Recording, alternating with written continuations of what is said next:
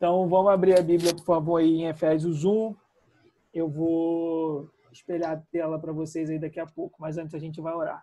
Pai, nós queremos te agradecer por esse dia, obrigado por mais uma semana.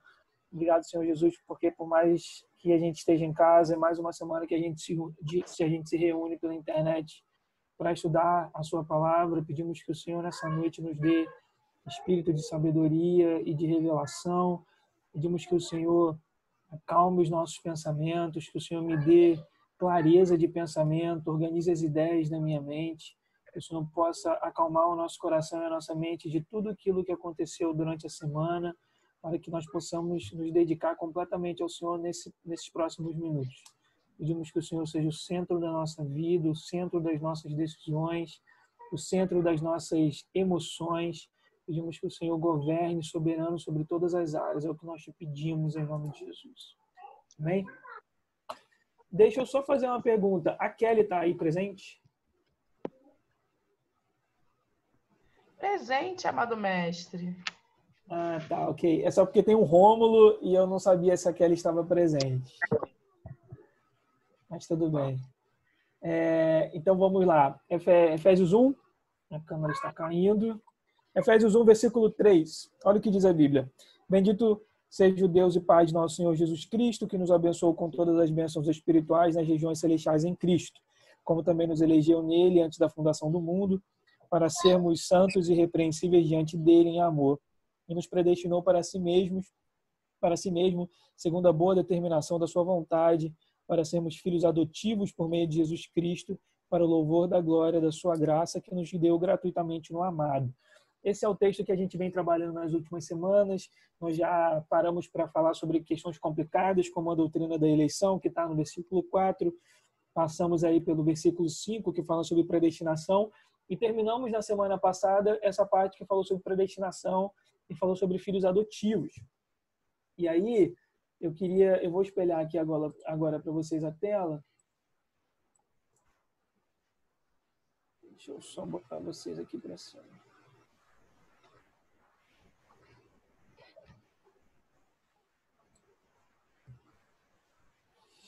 Ver se vai entrar aí. Entrou. Falamos sobre isso tudo. Eu queria só falar sobre... Caraca, a gente já falou coisa pra caramba, né? Só falar sobre essa questão aí do catecismo. A gente falou um pouquinho sobre o que é o catecismo. E... Não fiz catecismo. Você fez catecismo na época da Igreja Católica, provavelmente. Mas existe o que a gente chama de o catecismo de Westminster. É uma das principais... Essa você não fez.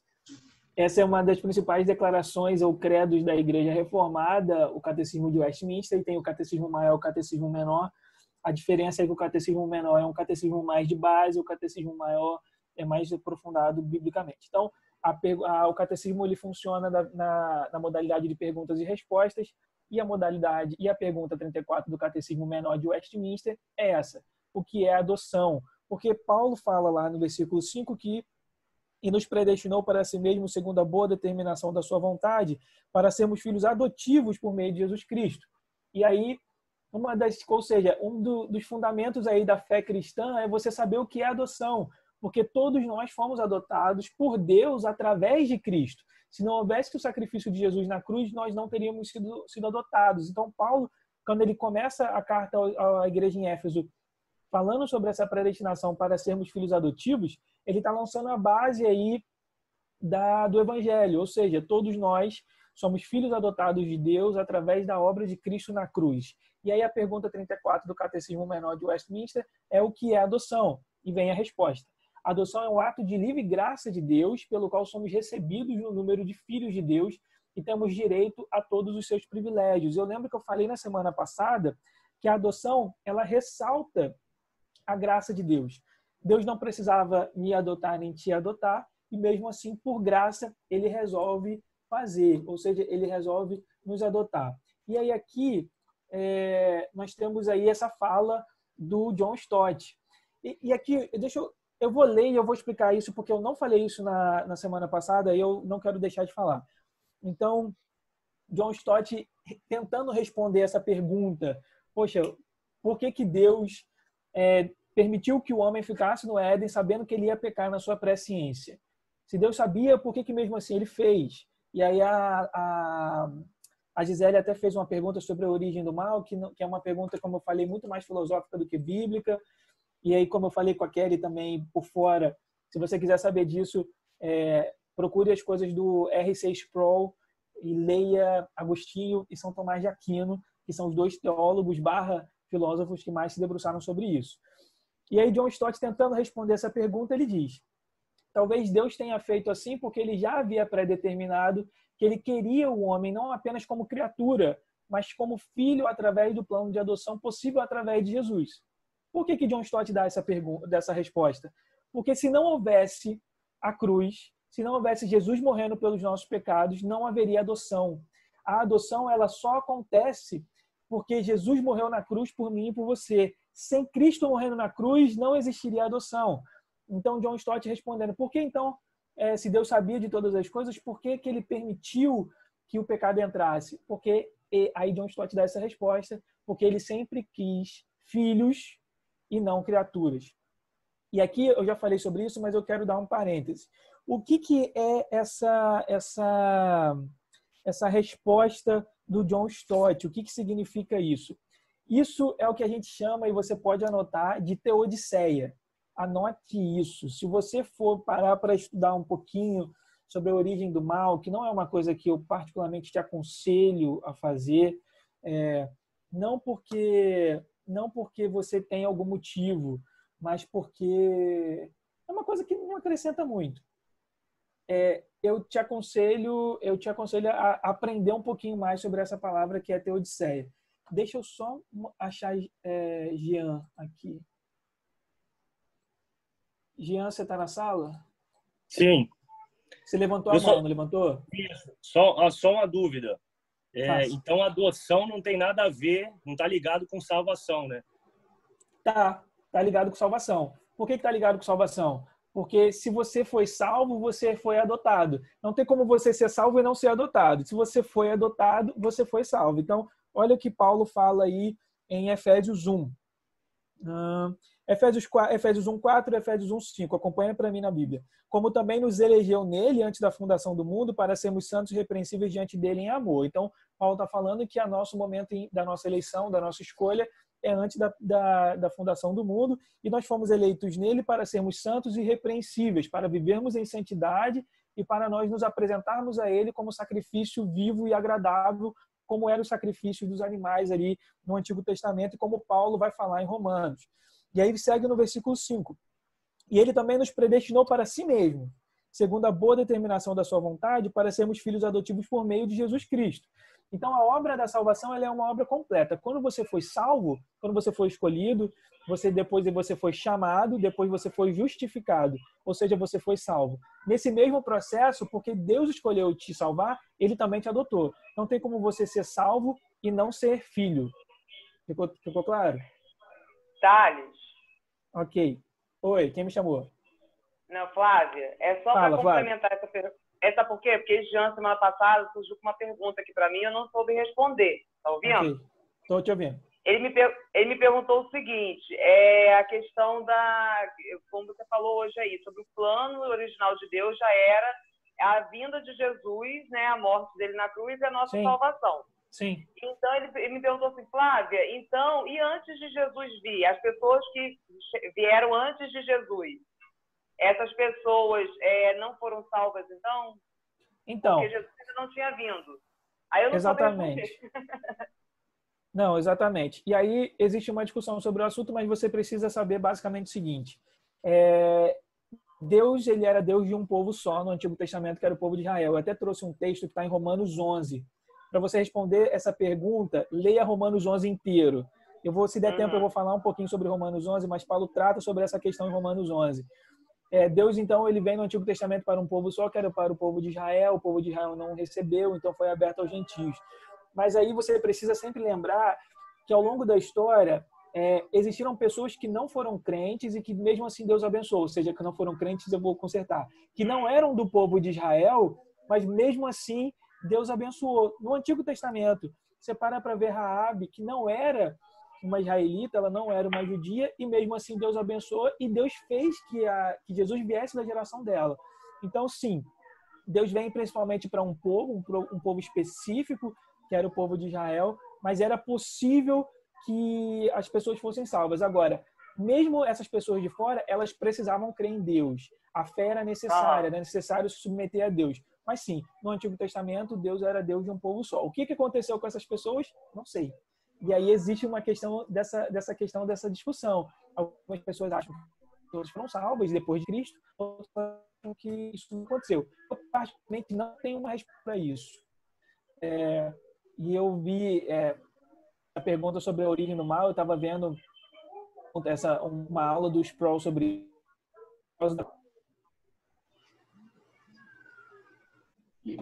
Beleza, acho que agora o Jean e a Flávia estão aí.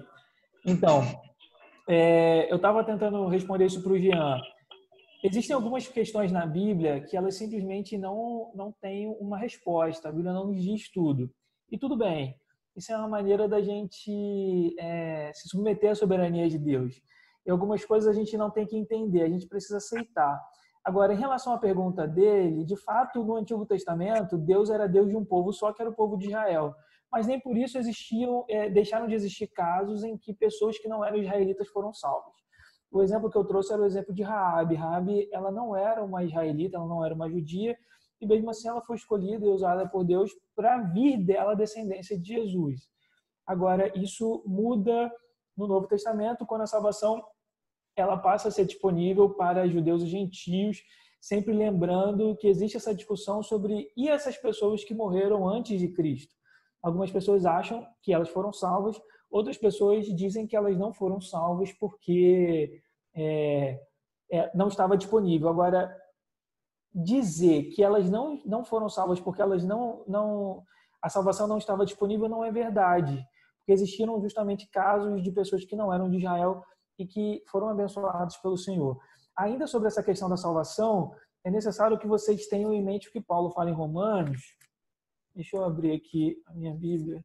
Queria que você abrisse a sua Bíblia em Romanos. Romanos 1.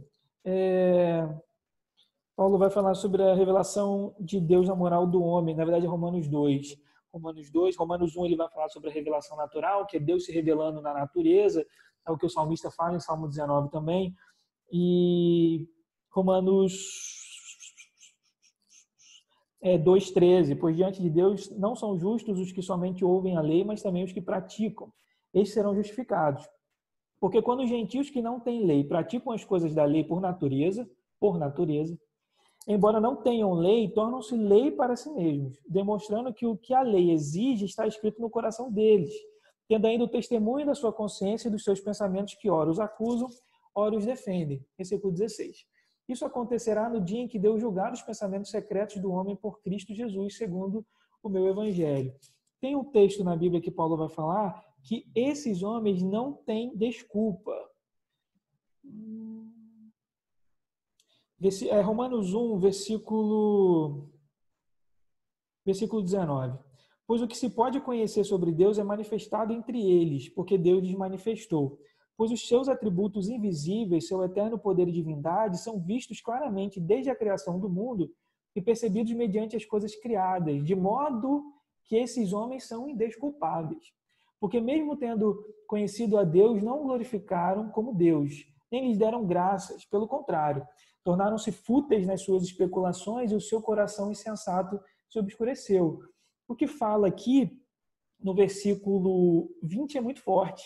Pois os seus atributos invisíveis, seu eterno poder e divindade, são vistos claramente desde a criação do mundo e percebido mediante as coisas criadas. Ou seja, uma das maneiras que Deus escolheu e determinou para que ele se revelasse à humanidade foi através da criação. De modo que esses homens são indesculpáveis. Então, e John Piper explica isso, não me engano é o John Piper. Ele fala isso muito bem. Vai chegar no dia do juízo que ninguém vai poder dizer, eu não conheci o Senhor. Porque Deus se revela na criação. Como que isso vai se dar no início?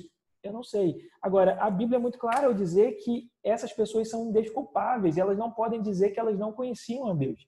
Então, essa questão de o que aconteceu com eles? Eles foram salvos ou não foram salvos, né? Essas pessoas antes de Jesus. Isso é muito complicado. Eu, particularmente, não sei. Eu não vou dizer se elas foram salvas ou se elas não foram salvas. Eu já acreditei que todos tivessem sido salvos. Eu já acreditei que todas as pessoas que viveram antes de Cristo foram salvas. Hoje em dia, eu não sei. Então, para a sua pergunta, não sei. Agora, na Bíblia existiram casos de pessoas que não eram do povo de Israel e também foram salvos. Agora, essa questão é importante porque nem tudo que nós... Não existem respostas para todas as perguntas que nós temos. Então, é isso que você precisa ter em mente. A gente sempre precisa ter um coração humilde e ir para a Bíblia, e ir para a Palavra de Deus e submeter aquilo que o Espírito nos diz através da Palavra. Ok? Deixa eu só abrir aqui os slides e eu vou... Carlos? Oi. O pastor Zé Rodrigues, ele que os índios, o índio que não foi alcançado, tal, que o Senhor não vai vir, ele dá como esse texto como base, que os índios já conhecem a Deus, conhecerão. A verdade é que, assim, mais uma vez, é aquilo que a gente usa sempre a nossa justiça. Mas não, a Bíblia é muito clara, essas pessoas não vão ser desculpadas. Não existe uma justificativa plausível para que as pessoas não tenham reconhecido Deus como Senhor e Salvador. Elas não poderão dizer, eu não sabia. É basicamente isso que o texto diz. Então, é complicado na nossa cabeça, mas é isso que o texto fala. E o pastor José Rodrigues, ele é um mestre da palavra e ele é muito bom, até os ensinos dele são muito bons. Deixa eu só... Vou compartilhar a tela com vocês. Vou jogar vocês aqui.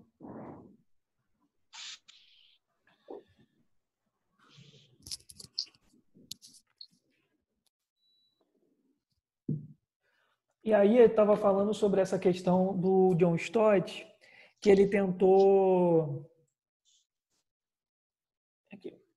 dar uma justificativa, então, para essa questão da salvação. Ele tentou, então, dar uma justificativa do porquê que Deus resolveu criar o homem sabendo que ele pecaria. Então, ele dá essa resposta com base em Efésios 1, versículo 5, que fala sobre a adoção. Sobre isso, o que eu queria falar com vocês é uma coisa. Eu queria que o nome disso que o John Stott fez aqui e o nome disso que o John Piper fez... Não, é aqui, ó. Efésios o quê? Efésios 1, 5, que fala sobre adoção.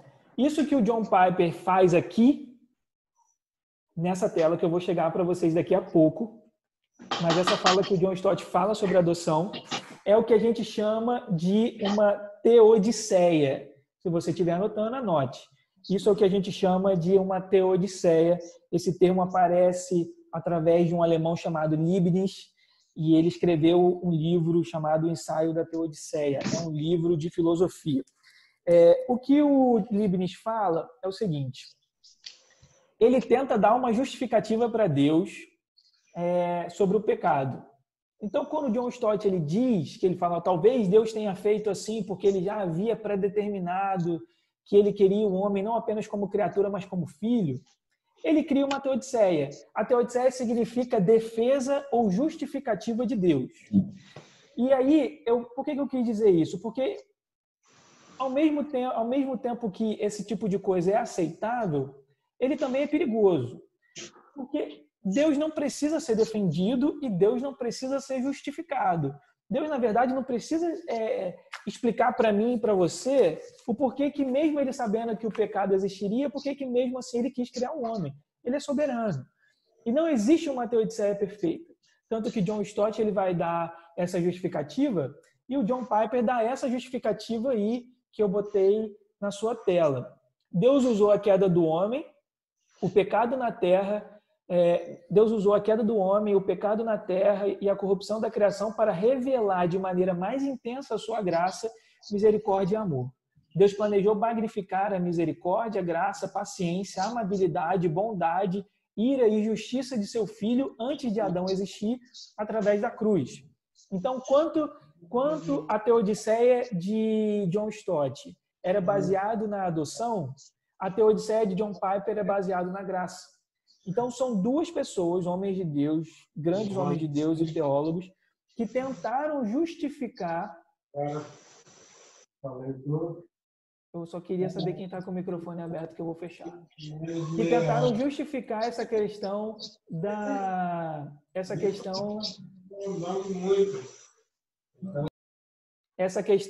do pecado de determinadas maneiras. Mas é isso que eu estou falando. Deus não precisa se justificar para mim e para você. Isso é uma maneira da gente tentar entender. Mas isso é uma teodiceia. Então, não existe uma resposta para isso. Agora, o Catecismo de Westminster ele vai dizer o que é adoção. Sempre lembrem disso. A adoção, ela ressalta a graça de Deus. Então, existem esses textos aí de 1 João 3:1, João 1:12 e Romanos 8:14 e 17. Ok? Seguindo, tem o versículo 6. Abre lá sua Bíblia em Efésios 1:6.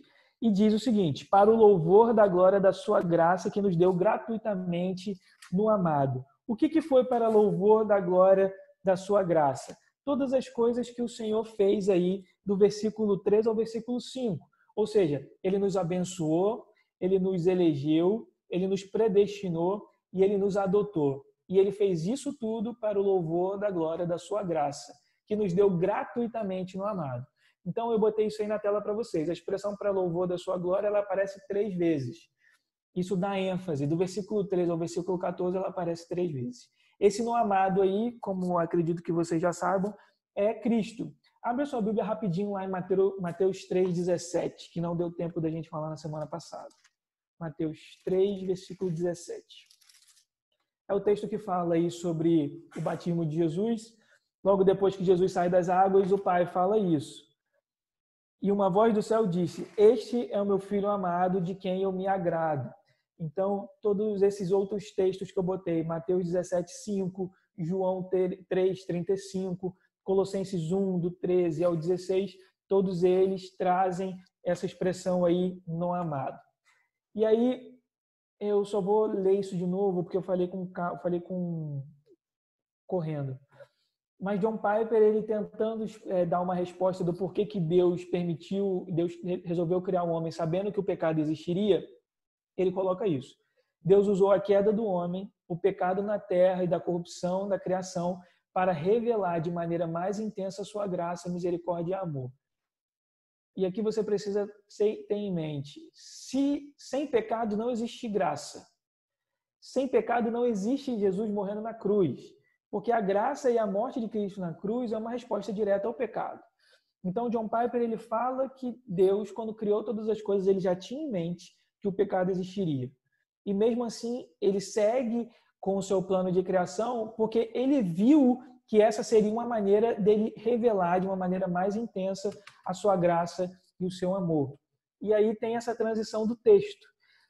Abre lá Efésios 1. Do texto dos versículos 3 ao 6, Paulo fala então sobre o passado. Ele fala sobre as coisas que Deus já fez. Que coisas são essas? Ele nos abençoou, ele nos elegeu, ele nos predestinou e ele nos adotou. Agora, do versículo 7 ao versículo 10, Paulo ele fala sobre o tempo presente. E ele fala sobre Jesus, sobre as coisas que acontecem na terra e pelo que Jesus fez. Então, do versículo 3 ao versículo 6, Paulo fala sobre o passado e é como se ele olhasse para o céu. É como se ele olhasse para as coisas que Deus fez no céu. Do versículo 7 ao versículo 10, Paulo olha para o presente e ele olha para a terra, para as coisas que Jesus fez aqui na terra. Então, do versículo 7 ao versículo 10, acompanha comigo, por favor, na sua Bíblia. Nele quem? No amado, em Jesus, em Cristo. Nele nós temos a redenção, o perdão dos nossos pecados pelo seu sangue, segundo a riqueza da sua graça, que ele fez multiplicar-se para conosco em toda sabedoria e prudência, e fez com que conhecêssemos o mistério da sua vontade, segundo a sua boa determinação que nele propôs, para a dispensação da plenitude dos tempos, de fazer convergir em Cristo todas as coisas, tanto as que estão no céu como as que estão na terra. Então, o versículo 7, que é esse que está na tela de vocês, ele vai falar basicamente sobre esse lugar que é Cristo. ele vai falar sobre redenção, perdão, ele vai falar sobre o sangue e ele também vai falar sobre a riqueza da sua graça. De início, o que a gente precisa saber é o que significa redenção. Anote isso daí, se você estiver anotando. Redenção e mais uma vez, redenção e perdão só acontecem nele. Nele quem? Jesus. Redenção e perdão só acontece em Jesus. Então, Deus ele planeja todas essas coisas desde antes da fundação do mundo e a maneira como ele resolve executar esse seu plano é através de Cristo. É por isso que fala nele. Nele nós temos a redenção, o perdão dos nossos pecados pelo sangue, segundo a riqueza da sua graça. Redenção. O grego aí significa essa palavra aí, apolitrosis, que significa libertar da escravidão. Significa resgatar alguém que foi feito prisioneiro de guerra ou escravo. Libertação de alguém condenado à pena de morte por um crime cometido. E aí, deixa eu dar um exemplo de redenção na Bíblia. Na Bíblia era o seguinte, vamos supor que eu e Raquel somos família, e aí a Raquel contrai uma dívida e ela não consegue pagar por essa dívida. A maneira como ela vai pagar por essa dívida é com a própria vida dela. Ela não morre, mas ela é levada escrava, ela é feita escrava. Como eu sou família dela, eu meio que tenho uma obrigação moral de resgatar a Raquel. Então, para isso, eu chego para o credor, vamos supor que o credor dela é a Gisele. Ela estava devendo uma grana para a Gisele, não pagou a Gisele, então a Gisele leva a Raquel escrava para pagamento dessa dívida. Eu chego para a Gisele e falo, Gisele, qual é o preço? Eu quero resgatar a Raquel porque ela é minha parente, ela é minha família. A Gisele falou assim, olha, Thales, ela está coisa de, sei lá, 100 mil reais. Se eu tiver essa condição, eu pago o preço pela Raquel e eu resgato a Raquel de ser escrava da Gisele. Agora, a Raquel foi colocada em liberdade? No sentido de que ela deixou de ser escrava? Não. A Raquel simplesmente ela deixa de ser uma escrava da Gisele e passa a ser uma escrava minha. Então, quando nós somos resgatados pelo Senhor, nós somos comprados com alto preço, que é o preço de sangue, a gente vai ver isso para frente, mas nós somos comprados por Cristo com o sangue de Cristo. Nós então somos transferidos ou somos tirados do domínio das trevas, como diz aí em Colossenses 1,13, e nós passamos e somos transportados para o reino do seu Filho amado, para o reino de Deus. Agora, nós não somos colocados em liberdade. Nós simplesmente mudamos de propriedade. Nós antes éramos propriedade do diabo, do mundo, do pecado e do inferno, e agora nós somos propriedade do Senhor. Nós somos propriedade de Deus. É por isso que Paulo ele se reconhece como escravo de Deus. Ele não era mais escravo do mundo, mas ele se tornou escravo de Deus, porque Paulo conhecia esse conceito de resgate, ele conhecia esse conceito de redenção. Então ele sabia que antes ele era escravo do mundo e que com o sacrifício de Cristo ele havia sido resgatado pelo Senhor, mas ele continuava escravo, só que dessa vez escravo de um bom Senhor. O que era melhor? A Raquel continuar sob a propriedade da Gisele, que não é uma parente dela, ou a Raquel vir ser propriedade minha, que sou parente dela? Eu vou tratar ela muito melhor do que a Gisele trataria. Então, essa questão do resgate nós somos resgatados, nós somos comprados, mas nós continuamos propriedade do Senhor. E é por isso que Paulo se reconhece como escravo de Deus. Isso é importante, por quê? Porque, por exemplo, se eu quisesse simplesmente justificar a questão do dízimo, da responsabilidade que todo crente tem de dar o dízimo, eu poderia muito bem explicar a doutrina da redenção e falar sobre dízimo. Imagina, se eu sou escravo do Senhor, fui resgatado por Ele, saí debaixo da propriedade do diabo e do mundo, mas me tornei propriedade de Cristo, eu não possuo nada, o escravo não possui nada. É por isso que a Bíblia fala que nós não temos nada, mas nós somos mordomos de tudo aquilo que o Senhor nos confia. Se você tem uma casa, você é um mordomo dessa casa que Deus te deu. Se você tem dinheiro, você é um mordomo desse dinheiro que Deus te deu. Se você tem uma família, você é um mordomo dessa família que Deus te deu. Nada te pertence, mas o Senhor confia a você para que você administre. Então, seguindo esse raciocínio para dízimos e ofertas. Se você trabalha e você ganha 10x, na verdade esse 10x não seria seu, Seria de Deus, porque você é propriedade dele. Mas Deus, por ser um Senhor tão bom, mas tão bom, ele pega e permite que você fique com 90% e requer que você entregue ou que você devolva apenas 10%.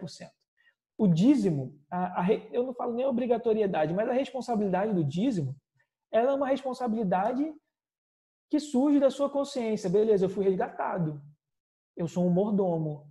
Eu não tenho nada meu por conta própria. Tudo que eu tenho foi o Senhor que me deu. Então, esse conceito de redenção que Paulo fala em Efésios, nele nós temos a redenção. Ou seja, nele nós fomos libertos.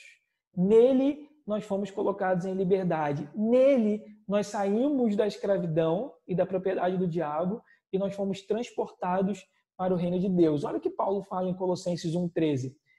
Por sinal, anotem isso, eu acho que eu não falei. Colossenses é considerado uma carta irmã de Efésios.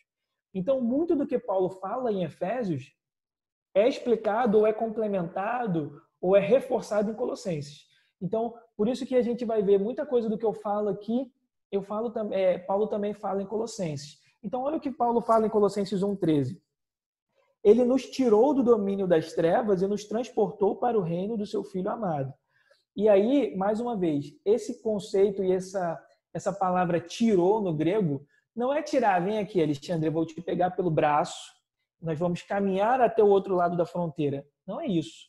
O tirou é arrastado. Ele nos arrastou do domínio das trevas. É como a ideia no original, no grego, é como se Deus te pegasse pelo braço à força. É como se Deus te pegasse pelo cabelo à força e te arrancasse. Por que houve essa violência? Porque o diabo não queria tirar as patinhas sujas dele de você. Então foi necessário que Cristo derramasse o seu sangue por inteiro na cruz.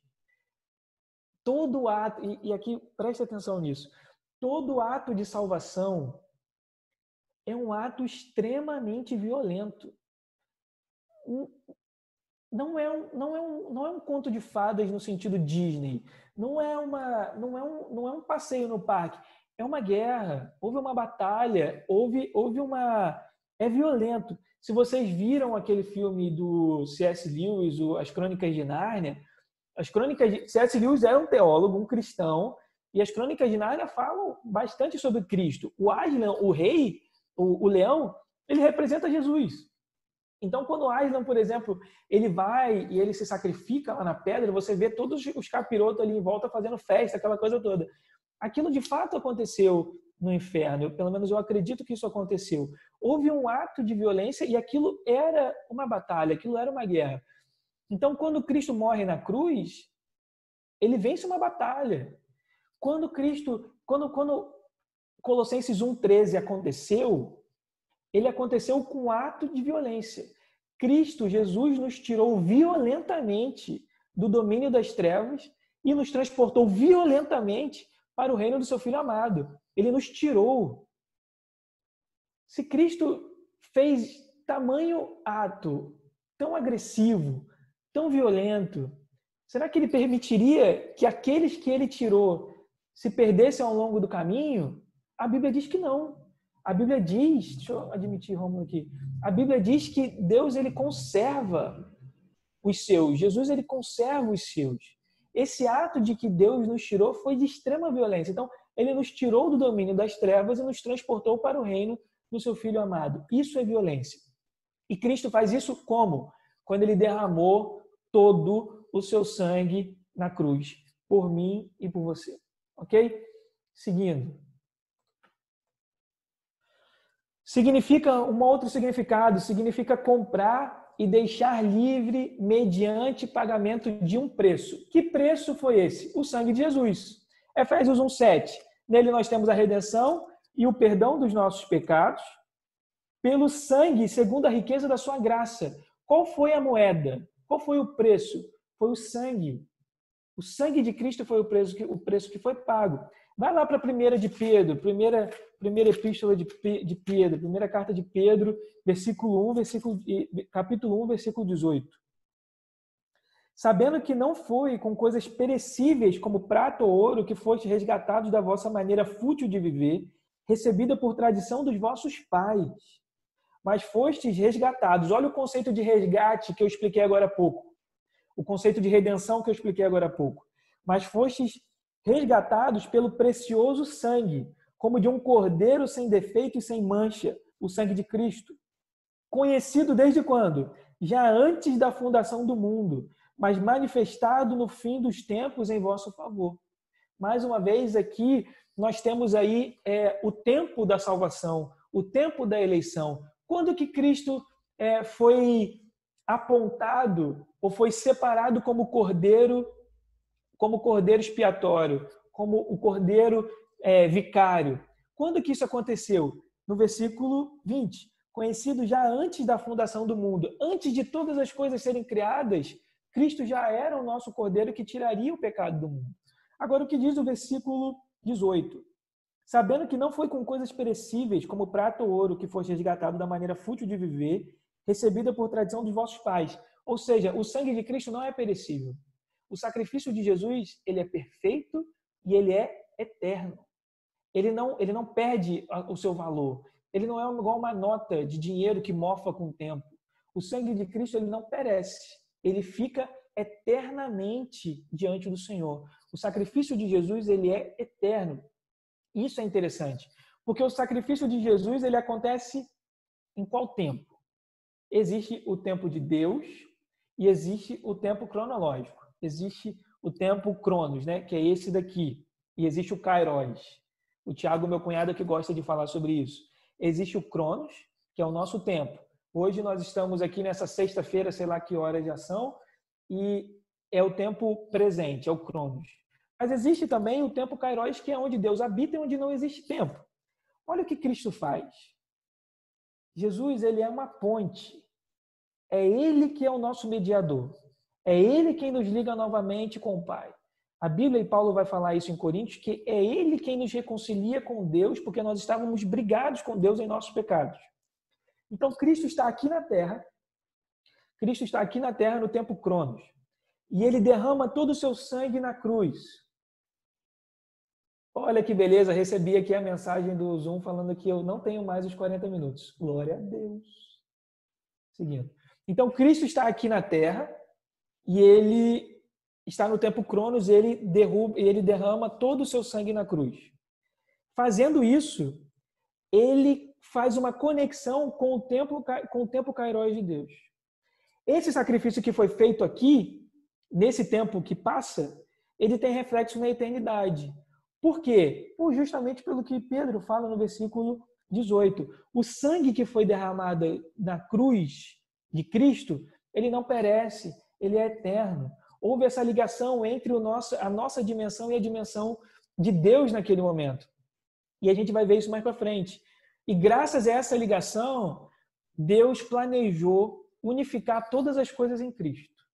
E quando que Deus vai unificar todas as coisas em Cristo? Quando ele retornar. Mas isso é mais para frente. Então, qual foi o preço? Esse preço foi o sangue. Versículo 19.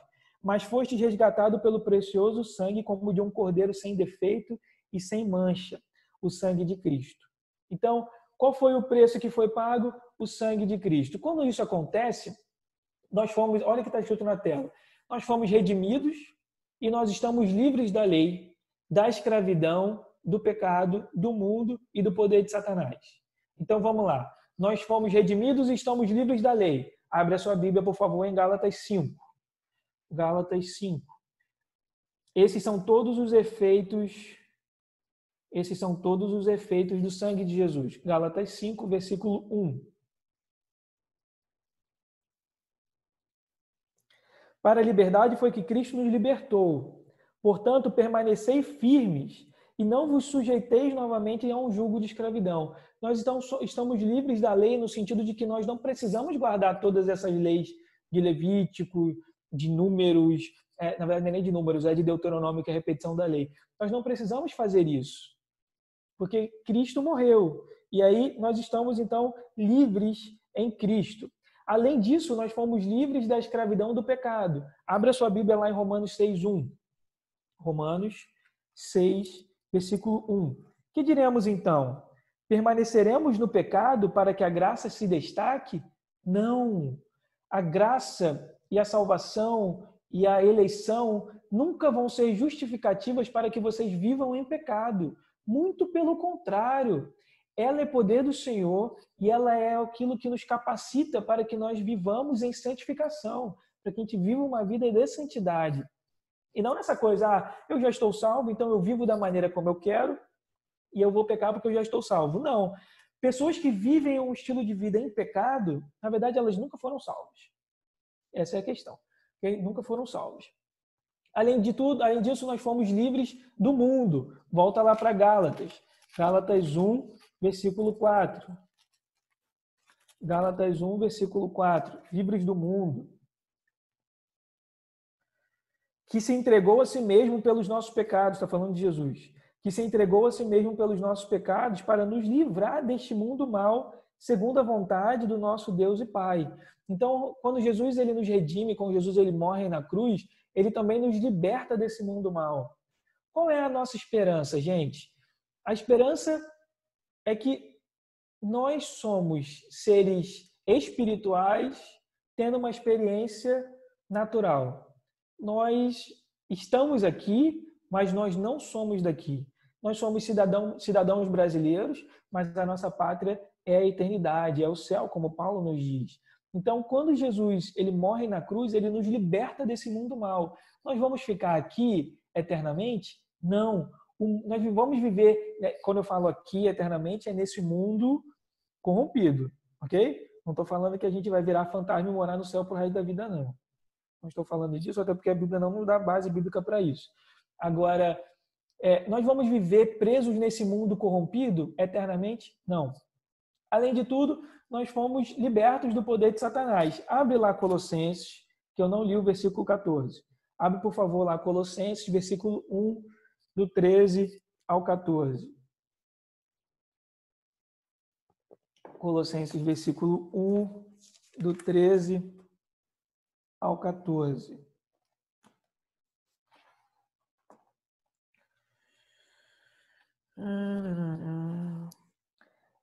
Do 1, do 13 ao 14. Ele nos tirou do domínio das trevas e nos transportou para o reino do seu Filho amado, em quem temos a redenção, isto é, o perdão dos pecados. Por que Paulo fala que a redenção é perdão de pecados? Se eu falei que a redenção é você tem a ideia de resgate, de colocar um escravo em liberdade. Por causa de Colossenses 2,14. Olha Colossenses 2,14. E apagando a escrita da dívida que nos era contrária e constava contra nós em seus mandamentos, removeu-a do nosso meio, cravando-a na cruz. Se você era escravo do pecado, você era escravo por uma legalidade. Que legalidade era essa? Os seus pecados. Os seus pecados representavam, os nossos pecados representavam, então, uma legalidade para a nossa escravidão. Quando nós somos colocados em liberdade através da redenção, esse escrito que diz lá em Colossenses 2,14, ele é apagado, ele é destruído. Por isso que em Colossenses 1,14, Paulo diz, em quem nós temos a redenção, isto é, perdão de pecados. Nós só fomos colocados em liberdade porque os nossos pecados, ou seja, a nossa legalidade, foi apagada. E aí é a segunda parte do versículo 7 de Efésios 1, versículo 7. Nele nós temos a redenção e o perdão dos nossos pecados. O que significa perdoar? Perdoar significa levar embora. Então Jesus ele morre na cruz em nosso lugar para levar os nossos pecados embora, a fim de que nunca mais sejam vistos.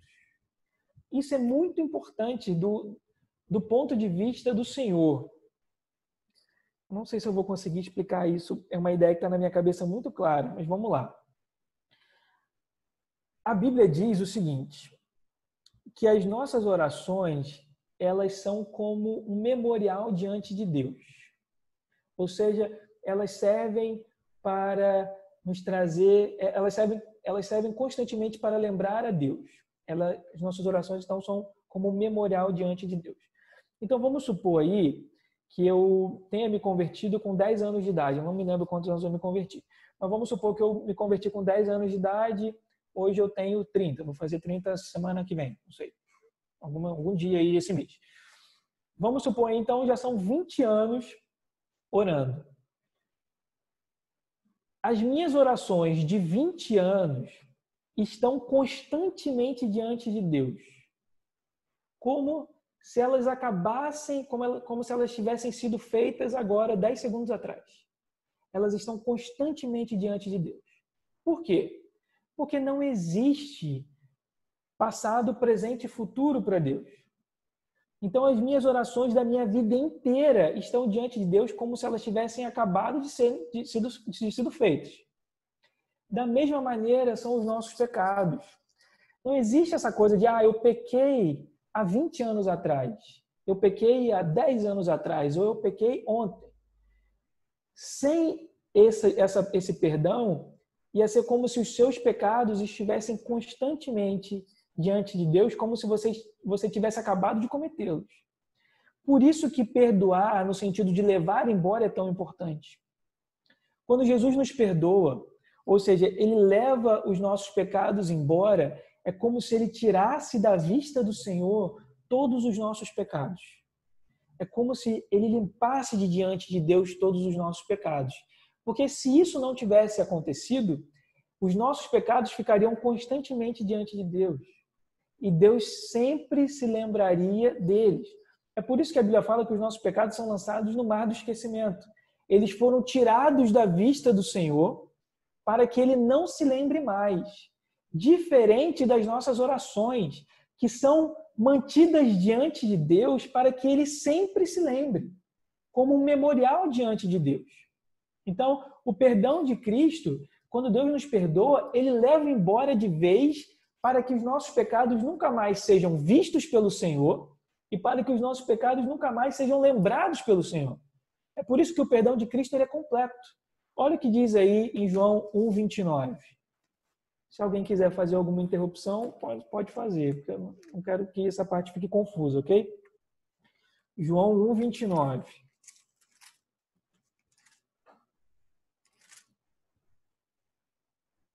João 1:29, essa fala conhecida aí de João Batista.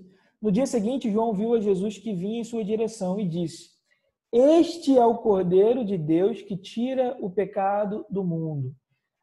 Jesus, ele foi esse Cordeiro, e depois do sacrifício de Jesus, não foi mais necessário você sacrificar nenhum tipo de animal, porque o sacrifício de Jesus ele foi pleno, ele foi completo e ele foi perfeito. E ele fala na eternidade, porque Jesus ele morreu aqui na terra, mas isso teve reflexos na eternidade. O sacrifício e o sangue de Cristo falam eternamente em nosso favor, em favor daqueles que foram escolhidos pelo Senhor. Colossenses 2:14 é aquele texto que nós acabamos de ler. Eu vou reler Colossenses 2:14. E ele fala, olha o poder do sacrifício, olha o poder do perdão de Jesus. E apagando a escrita de dívida que nos era contrária e constava contra nós em seus mandamentos, removeu-a do nosso meio, cravando-a na cruz. Então, nós tínhamos como se tivesse um documento que falava, olha, o Francisco ele merece a condenação. Por quê? Está escrito aqui, olha, todos os pecados que o Francisco cometeu na vida inteira dele. Qual é a resposta justa para os pecados do Francisco? A única resposta justa para pecado é condenação eterna. E não existe diferença se é uma vida inteira de pecado, ou se só são poucos pecados, ou se só são pecados pequenos, ou pecados tipo homicídio ou pedofilia. Não existe essa diferença. Todos os pecados, ainda que fosse apenas um pecado, ele mereceria condenação eterna. Então, o sangue de Jesus, ele leva embora esse documento que nos era contrário. Ele tira da vista do Senhor. Fala. E é engraçado que o 15, ele fala aquela questão de retirar com violência, né? Ele fala, despojando as autoridades e poderes malignos, fez deles um espetáculo público, triunfando sobre todos eles na cruz. Engraçado, ele tirou a autoridade, ou seja, o Senhor que nos fazia escravo no pecado e mudamos de Senhor. Ele retirou essa autoridade que era contra nós, essa mudança, né? E mais uma vez, essa questão da violência, muito bem apontado pelo Alexandre. Esse despojado, ele é isso. Despojo fala de guerra. Existem despojos de guerra. Quando um povo lutava contra o outro e vencia, ele pegava tudo aquilo que o povo tinha perdido. Podia ser animal, podia ser propriedade, podia ser escravos, podia ser prata que estava na bolsa do soldado que estava morto no campo de batalha, podia ser as suas próprias roupas, espada. Era completamente despojado. Quando o povo de Israel saiu do Egito, eles despojaram o Egito. A Bíblia fala isso, que enquanto eles saíam, os egípcios eles davam os seus bens. É por isso que o povo de Deus é rico. Ele foi completamente financiado pelos egípcios naquele período de saída. Mais do que isso, Alexandre, abre de novo o seu microfone e lê para mim, por favor, o versículo 15 de novo na sua versão. Na minha versão fala assim: e despojando as autoridades e poderes malignos, fez deles um espetáculo público, triunfando sobre todos eles na cruz. Espetáculo público. Anotem isso no texto de você, na parte de vocês que eu estou anotando aqui nas minhas. Espetáculo público. Deus, e eu tenho a sensação disso toda vez que eu estudo sobre graça, Deus gosta de um espetáculo. Deus não faz absolutamente nada às escondidas. É por isso que essa coisa de que o arrebatamento vai ser secreto, aquele filme lá do... Como é que é o nome? Deixados para Trás. Aquela coisa que fala que vai ser do dia para a noite e ninguém viu. Não vai ser assim. A volta de Cristo não vai ser silenciosa. Ela vai ser espetacular. A Bíblia fala que uma trombeta vai tocar, os céus vão abrir e as pessoas vão ver Jesus descendo nas nuvens junto com os anjos montados em cavalo. Vai ser uma coisa de louco. Então, assim, essa ideia de que Cristo vai vir de uma maneira secreta, isso não existe. E olha como ele faz. Na cruz, Deus despojou os principados e poderes e fez deles um espetáculo público. Foi uma humilhação pública. Não foi uma coisa, não, vem cá que eu vou fazer com você aqui no cantinho. É por isso que o evangelho, ele deve ser público. É por isso que o batismo, ele é público. É por isso que o confessar Cristo, ele também é público. Deus faz as coisas publicamente e Deus gosta de um espetáculo. Só para seguir essa linha, vai rapidinho para Efésios 1, versículo 8. E que ele fez multiplicar-se. Deixa eu ver se está aqui, eu vou voltar, tá, gente? Está aí no texto. E ele fez multiplicar-se. O versículo 8 diz o seguinte.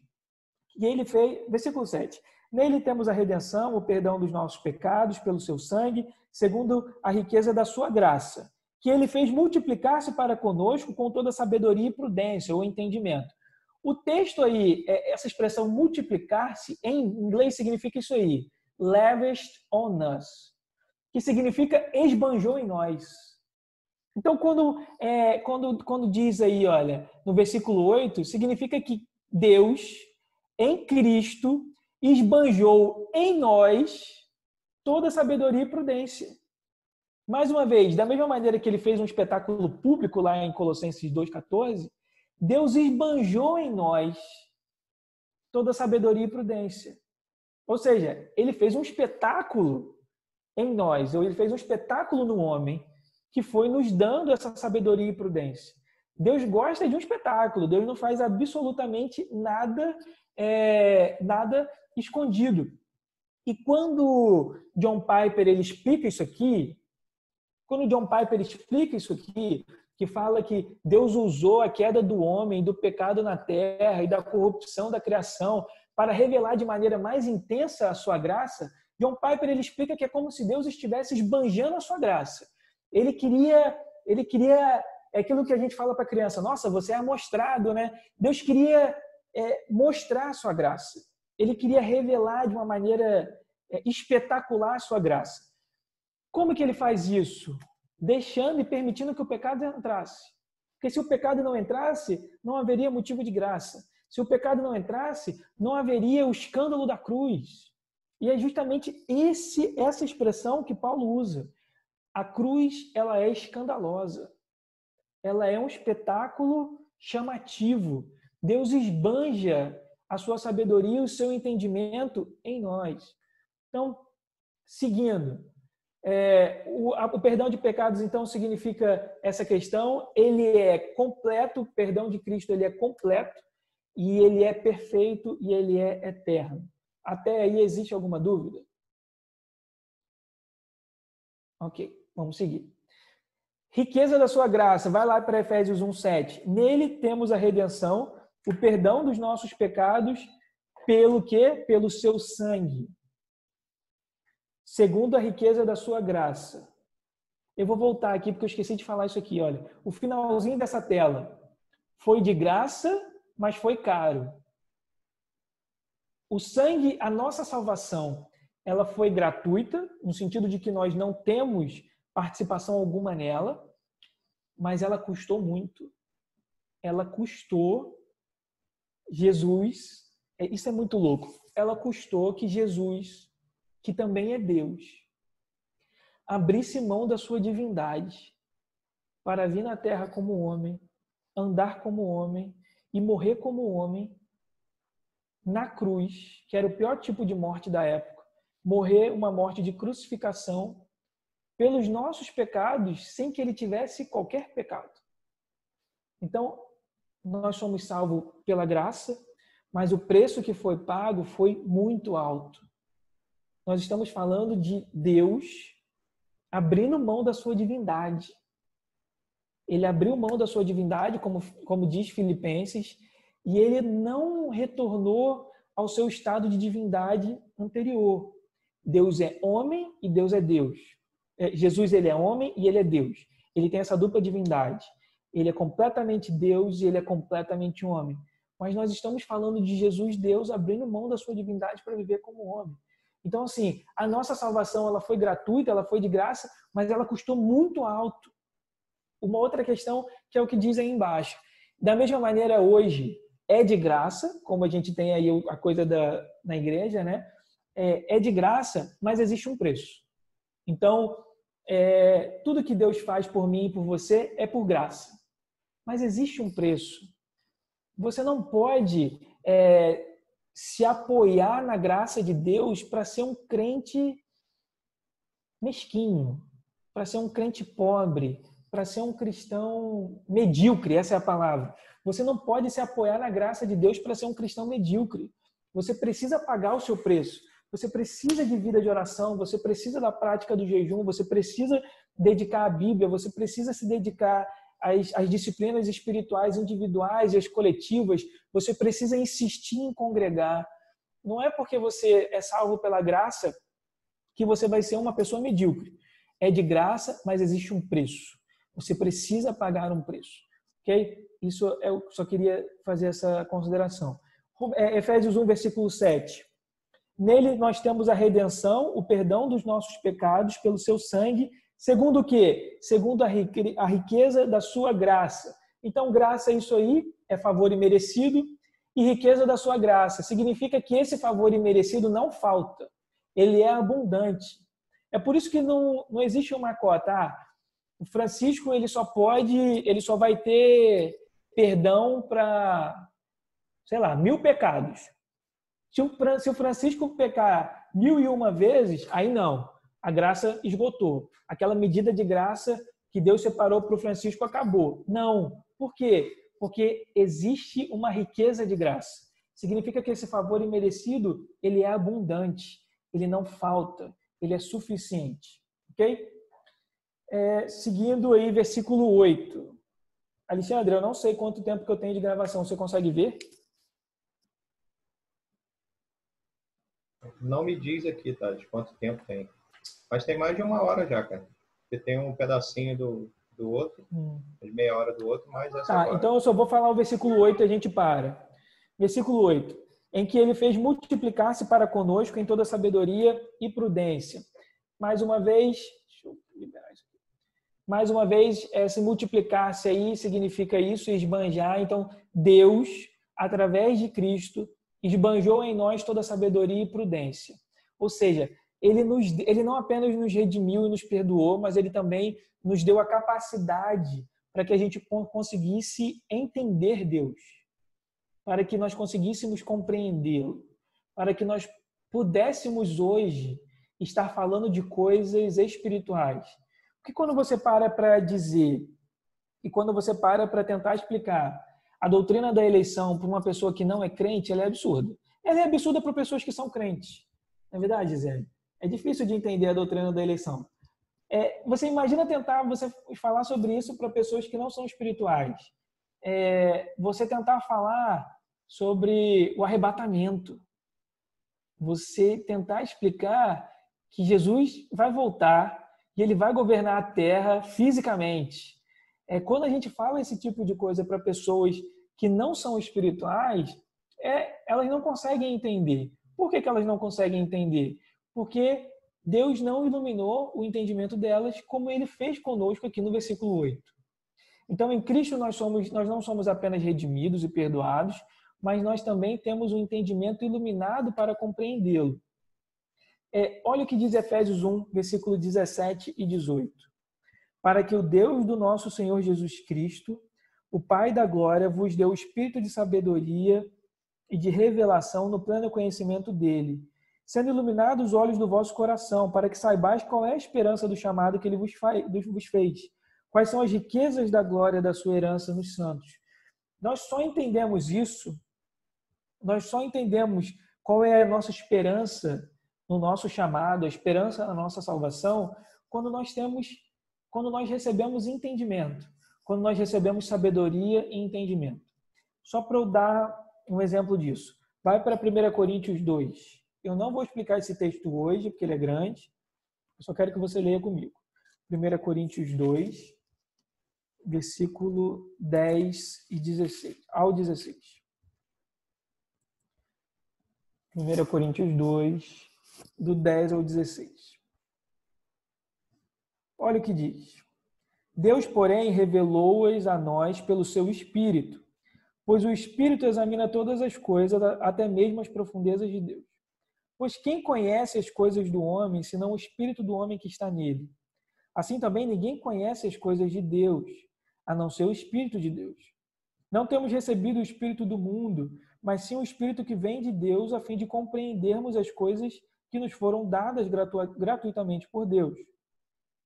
Também falamos dessas coisas não com palavras ensinadas pela sabedoria humana, mas com palavras ensinadas pelo Espírito Santo, comparando coisas espirituais com espirituais. O homem natural não aceita as coisas do Espírito de Deus, pois lhes são absurdas e não pode entendê-las, pois se compreendem espiritualmente. Mas aquele que é espiritual compreende todas as coisas, ao passo que ele mesmo não é compreendido por ninguém. Pois quem jamais conheceu a mente do Senhor para que possa instruí-lo? Mas nós temos a mente de Cristo. Por que hoje nós estamos aqui falando sobre coisas espirituais como salvação? Porque nós temos a mente de Cristo. Deus esbanjou em nós a sua sabedoria e o seu entendimento. E Deus faz isso através de Jesus como uma consequência natural da nossa salvação. Então, quando Jean foi salvo, ele recebeu sabedoria e entendimento do Senhor para que ele pudesse compreender as coisas espirituais que são naturais do Senhor. Eu não vou explicar esse texto todo hoje, eu também não vou ler 1 Coríntios 1, 19 e 27. Deixa eu só tirar aqui. Então, eu preciso que vocês me digam, existe alguma dúvida? Perguntas. Agora vocês podem abrir os microfones se quiserem.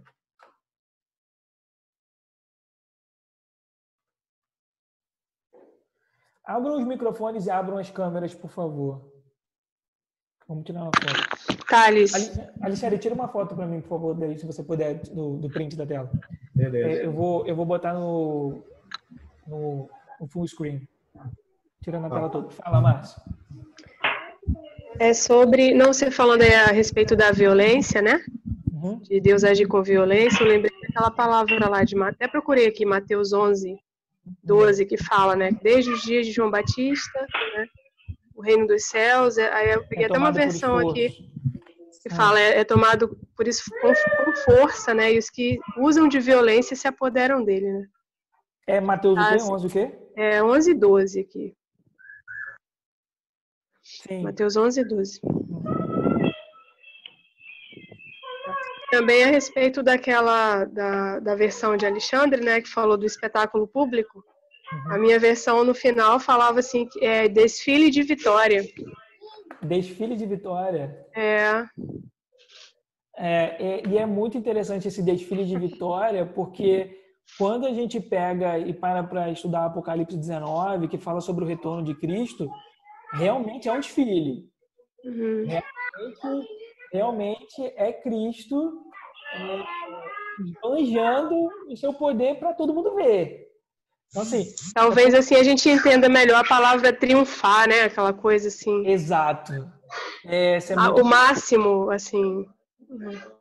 É aquele ápice, né? É aquela coisa triunfante sobre todos de maneira soberana e inquestionável. É verdade. Mais alguém? Ninguém? Tá faltando o pessoal abrir a câmera aí pra gente dar o print. Vamos lá, galera. Abre a câmera aí só pra gente poder dar o print. Guilherme, Elisa e Fabrício. Cheio que deve estar dormindo. Vai estar com o celular só ligado lá para dizer que está na sala. Meire apareceu, Cristina apareceu, Elisa não aparece. Nem Guilherme. Pode escutar o vídeo? Pode. Elisa apareceu. Guilherme ainda não. O pessoal tá ajeitando o cabelo, pô. Marcos Gleidson tem que entrar para tirar a foto. O pessoal tá arrumando o cabelo, pô. Pois é, a Elisa tava arrumando o cabelo. Tia Kelly. Oi, meu bebê. O nome é de Walt. Saudade, bebê. Vai, pastor Marcos apareceu. Alexandre, vamos tirar essa foto. Vai ficar sem Guilherme. Guilherme botou aí só para dizer que estava na... ali da Elisa. Guilherme botou aí só para dizer que estava na... Não, tô brincando. Tô levantando falso. Não sei nem se é verdade. Viu, Thales? E eu participei. Ele tá dormindo, pô. Viu, Thales? Aí, Guilherme. Tá igual na sonda, Guilherme. Aí sim. Tá igual Essa sonda é boa, hein? Oi, Sandra. Manda o endereço aí. Alexandre, todo mundo olha pra tela. Vai. 1, 2, 3 e... Peraí. Eu tô sorrindo aqui, cara. Oi. Chegou alguém na casa de alguém aí, ó, viu? Fala aí. É a pizza. Ele tá entregando a pizza agora. Tô entregando a pizza. Na casa de quem que eu vou, gente? Eu tô com fome. Tirando agora o lanche. Vou pedir licença, vou ter que ir lá pagar o pastel. Galera, mais uma vez. A vez. gente lanchou cedo, antes da aula hoje. Acabou já. Eu não lanchei ainda, não. Eu tava vendo pro escritório. Tchau, gente. Um abraço. Valeu, gente. Tchau, Jean. Um abraço. Desculpa mais uma vez. Já tá com fome, saiu correndo. Semana que vem a gente tenta consertar isso. Beleza? Valeu. Tchau, João. Tchau. Dá tchau pro tio João. Tchau, aula, hein? Foi benção. Glória a Deus. Tchau, meu amor. Tchau, tchau,